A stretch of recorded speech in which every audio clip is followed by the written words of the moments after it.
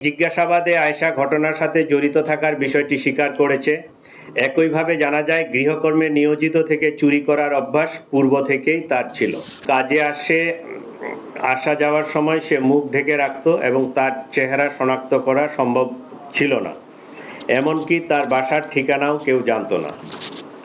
এক পর্যায়ে আয়েশা সম্পর্কে কোনো তথ্য না পেয়ে মোহাম্মদপুর থানায় গত 1 বছরে গৃহকর্মী কর্তৃক চুরির ঘটনাসমূহ পর্যালোচনা করা হয় এবং তার গলায় যে পোড়া দাগ এবং জেনেভা ক্যাম্প এলাকায় থাকে আয়েশা নামের এক গৃহকর্মীর খোঁজ পাওয়া যায়।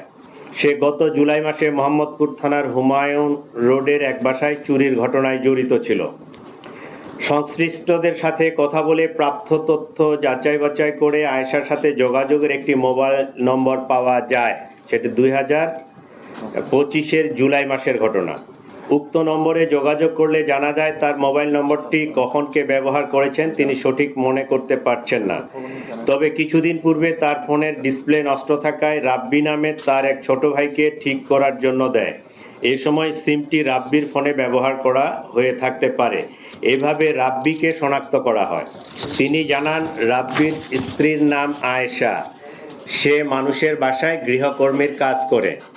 আরও জানা যায় তারা জেনেভা ক্যাম্পে ভাড়া বাসায় থাকে। এভাবে ঘটনার 24 ঘন্টার মধ্যে হত্যাকারী আয়েশার পরিচয় নিশ্চিত হওয়া যায়। আয়েশাকে গ্রেফতার করার জন্য পুলিশ প্রথমে হেমায়েতপুর তার মায়ের বাসায় অভিযান পরিচালনা করে, কিন্তু তার মা জানান তারা রাত্রে বাসায় ছিল কিন্তু সকালবেলা বের হয়ে গেছে। আয়েশার মাকে নিয়ে পুলিশ রাব্বির মায়ের বাসাও যায়, কিন্তু সেখানেও তাদের পাওয়া যায়নি। তারা পুলিশকে জানায় আয়েশা ও রাব্বি বরিশালে গিয়ে থাকতে পারে। এক পর্যায়ে তাদের নিকট প্রাপ্ত তথ্য প্রযুক্তির সহায়তায় পটুয়াখালীর দুমকি থানাধীন প্রত্যন্ত নলুয়া এলাকায় অভিযান পরিচালনা করে পুলিশ, কিন্তু সেখানেও তাদের পাওয়া যায়নি।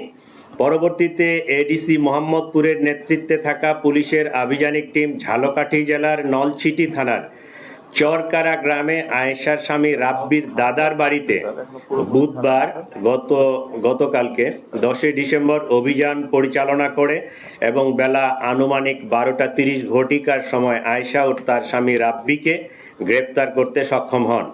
এ সময় তাদের কক্ষ তল্লাশি করে গৃহকর্মী আয়েশা কর্তৃক চোরাইকৃত একটি ল্যাপটপ উদ্ধার করা হয়। প্রাথমিক জিজ্ঞাসাবাদে আয়েশা ঘটনার সাথে জড়িত থাকার বিষয়টি স্বীকার করেছে। একইভাবে জানা যায়, গৃহকর্মে নিয়োজিত থেকে চুরি করার অভ্যাস পূর্ব থেকেই তার ছিল।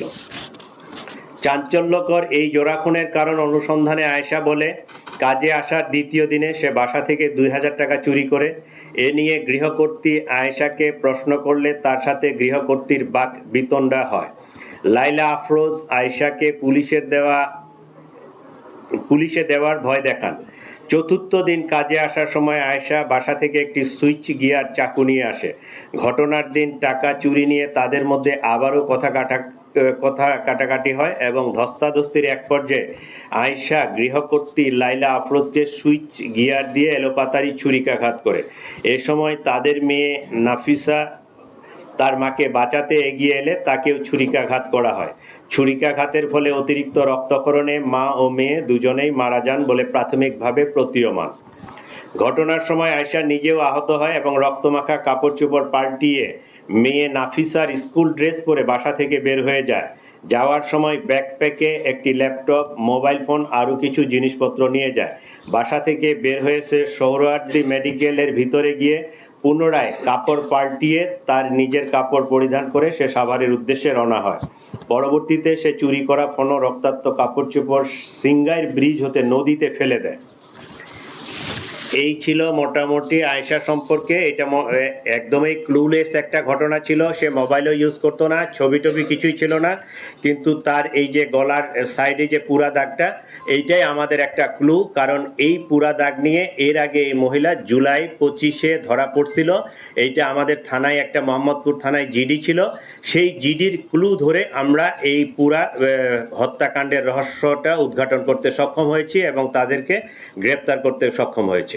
দেশের নাম্বার 1 ট্রেডিং অ্যাপ নিফটি ফার্স্টে পাচ্ছেন ট্রেডিং এর সব সুবিধা, dual exchange access, company analysis, portfolio তৈরি করা সহ আরও অনেক ইউনিক ফিচারের সাথে ট্রেড করতে ডাউনলোড করুন এক্ষুনি।